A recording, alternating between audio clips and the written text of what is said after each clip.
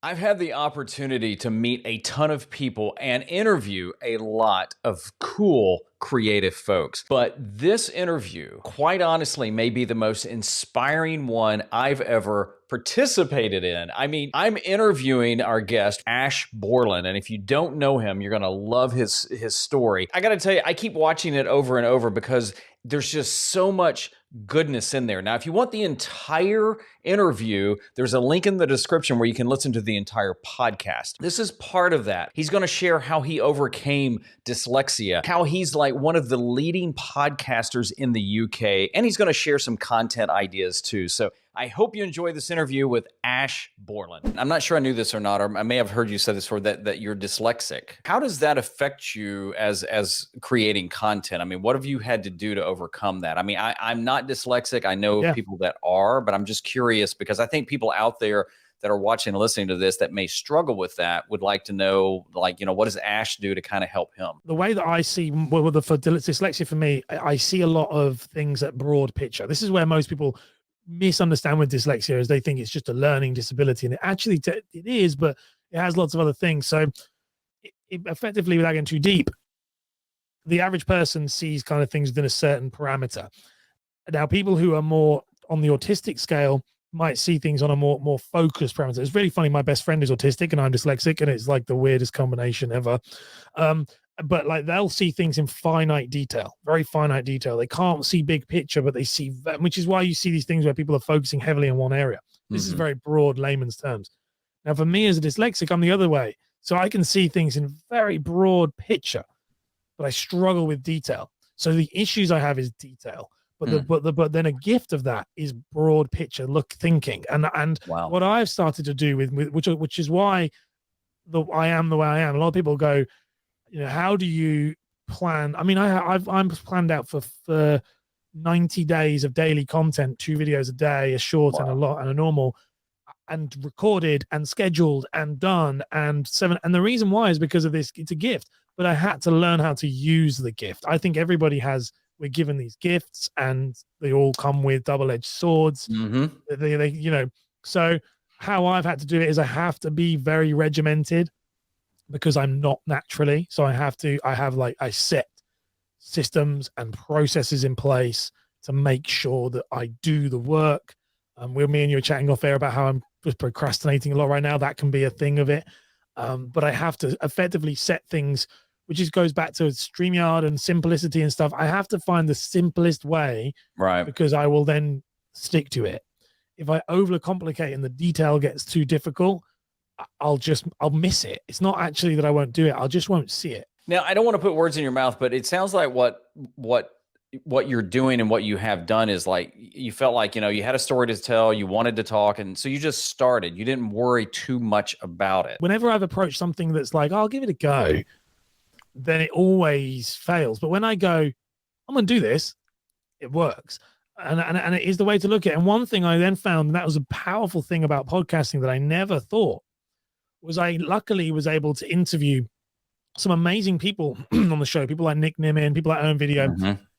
Now, they had the opposite effect on me than what people thought. People were thinking that they put them up on a pedestal.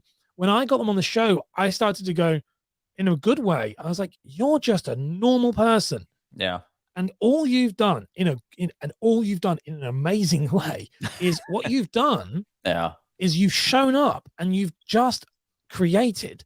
Yeah. And you've done what everyone else is caused their own fighting their own battles in their head, and they're not. Like Nick, and he was like, I've got this he had a commercial cleaning company. I'm like, you're not some huge big videographer from Hollywood that's come over. You're a normal guy. Yeah. And that was massively empowering for me, because then when I saw that, I was like, I could do this. And and then people like yourself, brand deals and things. I was like, this is not reserved for the elites of the elites that people that we see.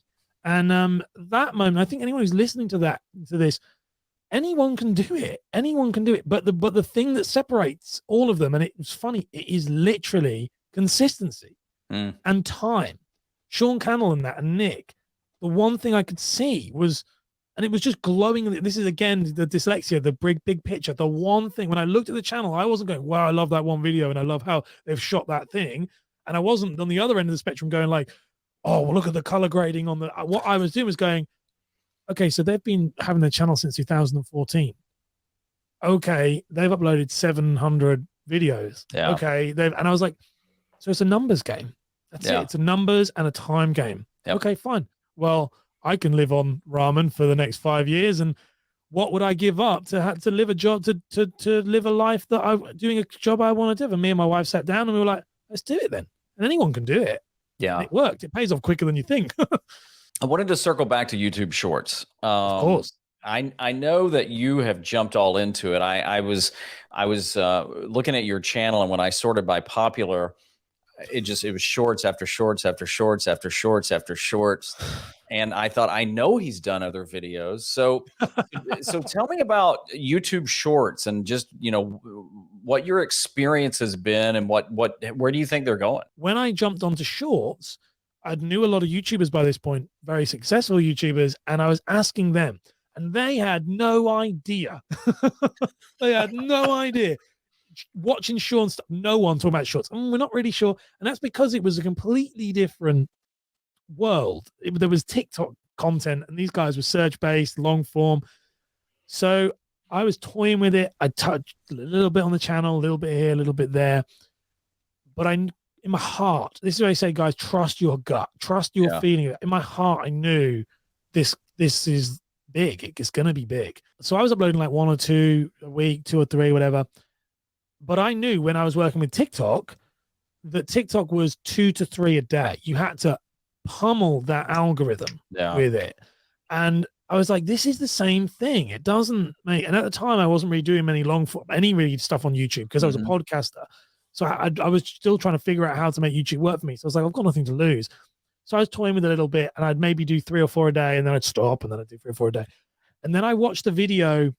I was just waiting for permission, really. And it's ridiculous, but you're waiting for permission from people who you believe know more about it than you do. And I watched a video with Dean Imin and Benji Travis on Video Influencers.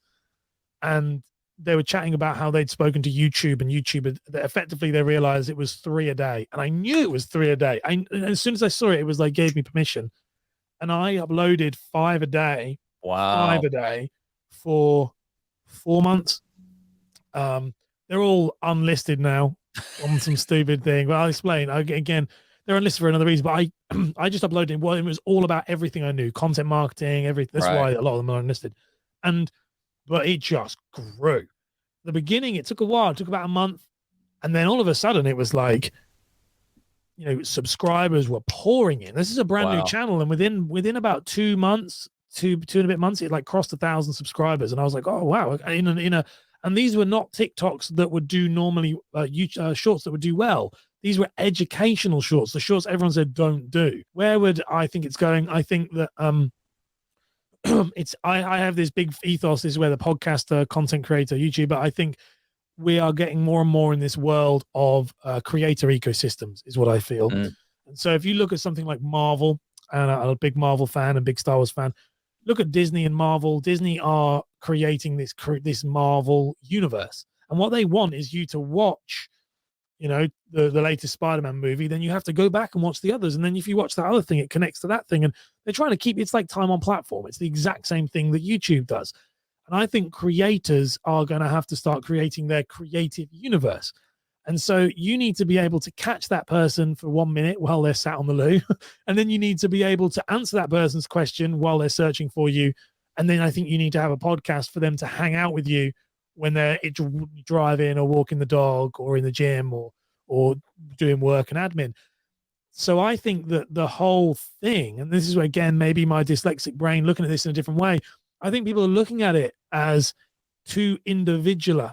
And I think you need to see this as a piece of a puzzle. I think live streaming falls into the same thing as podcasting. I think we need that awareness, which is short. We need that discovery and search-based on demand, which is YouTube.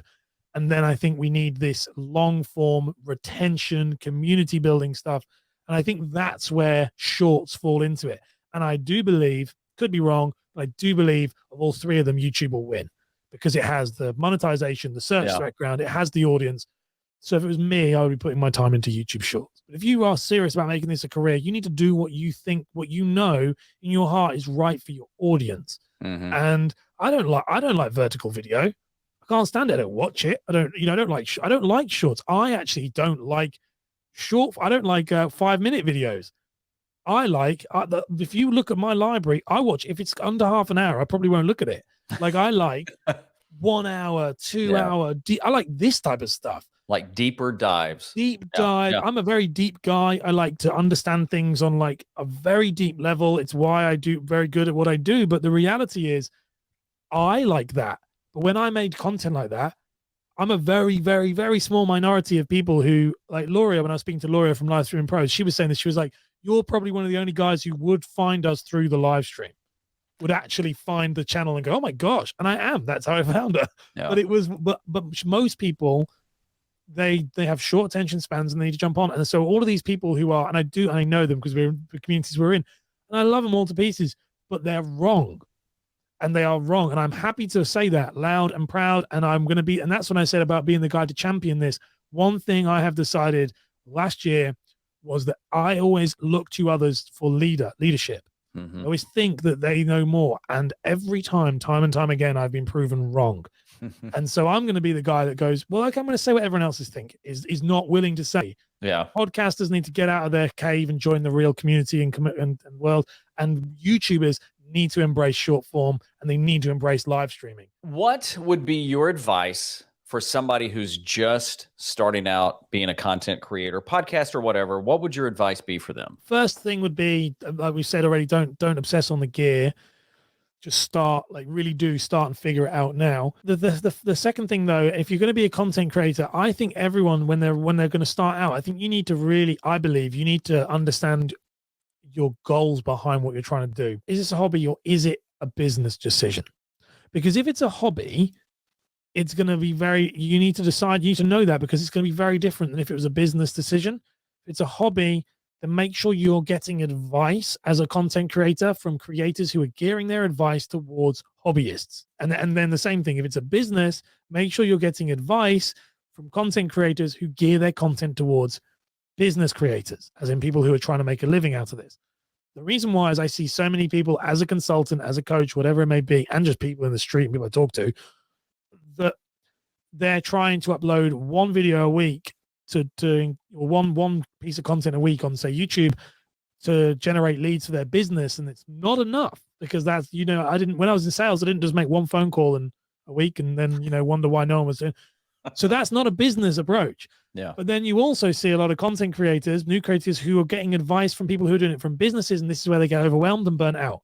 So I think you need to decide what you want, why you want to do it, and then find someone to learn from, to follow, and pick the person you follow for that thing, and then just crack on.